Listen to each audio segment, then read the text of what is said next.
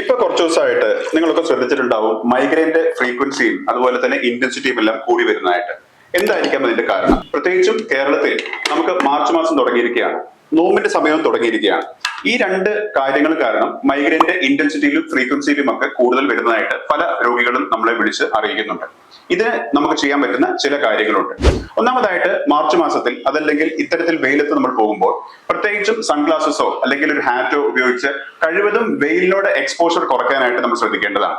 സാധാരണയായിട്ട് മൈഗ്രെയിന് കളിയാക്കി പറയുന്ന ഒരു കാര്യം തന്നെയാണ് ഡീഹൈഡ്രേഷൻ കാരണമാണ് മൈഗ്രെയിൻ വരുന്നത്. നന്നായിട്ട് വെള്ളം കുടിക്കുന്നതിനും ഹൈഡ്രേറ്റ് ചെയ്ത് നിങ്ങളെ തന്നെ കീപ്പ് ചെയ്യുന്നതിനും എപ്പോഴും ശ്രദ്ധിക്കേണ്ടതാണ്. നമ്മളെ തന്നെ ഹൈഡ്രേറ്റ് ചെയ്യുന്നു എന്നുള്ള പേരിൽ പല ആൾക്കാരും കാണിക്കുന്ന ഒരു തെറ്റാണ് കാർബണേറ്റഡ് ഡ്രിങ്ക്സ് കുടിക്കുകയോ അതല്ലെങ്കിൽ കോള പോലത്തെ ഡ്രിങ്ക്സ് കുടിക്കുകയോ ഒരുപാട് തണുത്ത പാനീയങ്ങളിലേക്ക് പോവുകയോ ചെയ്യുന്നത്. ഇത്തരം കാര്യങ്ങളും ഒഴിവാക്കേണ്ടതാണെന്ന് പ്രത്യേകമായിട്ട് ശ്രദ്ധിക്കുക. നോമ്പുതുറ സമയത്തും അല്ലാത്ത സമയത്തുമെല്ലാം നമ്മൾ ഇത്തരത്തിലുള്ള വറുത്തതും പൊരിച്ചതുമായിട്ടുള്ള കാര്യങ്ങളും എണ്ണക്കടികളും എല്ലാം ഒഴിവാക്കുന്നതും ഈ സമയത്ത് മൈഗ്രെയിന്റെ ട്രിഗേഴ്സ് കുറയ്ക്കുന്നതായിട്ട് നമ്മളെ സഹായിക്കും.